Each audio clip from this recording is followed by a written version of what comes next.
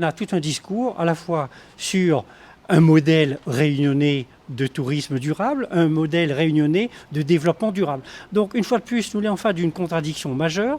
Voilà un parc d'attractions que c'est un copier-coller de ce que nous pourrions trouver partout ailleurs, c'est-à-dire en Europe ou bien en France.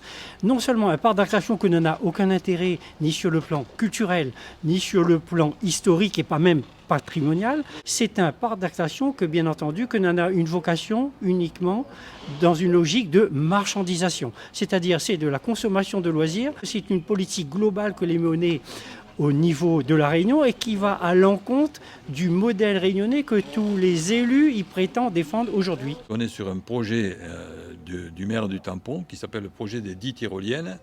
Et le départ des tyroliennes se situe sur le Piton du Gain qui est la propriété du département. Sur le Piton du Gain qui est un espace classé et protégé, on va construire une plateforme de 30 mètres de long, 6 mètres de large et à 17 mètres de haut. Et on nous dit que ça va être une construction réversible. Donc du jour au lendemain, on pourra enlever tout ça, y compris les fondations. Il y aura aussi des coupes d'arbres sur ce Piton du Gain.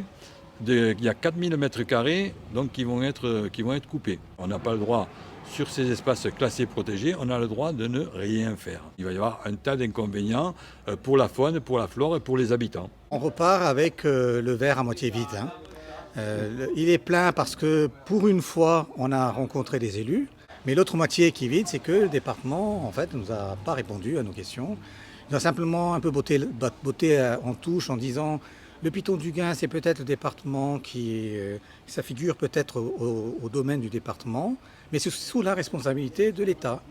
Et donc quelque part, il avait l'air de nous dire qu'on n'a pas frappé à la bonne porte. On peut être content qu'il y ait eu un début d'écoute, mais c'est dommage que des élus, que des collectivités ne répondent pas à une association de la 1901 qui s'adresse à eux en respectant la forme.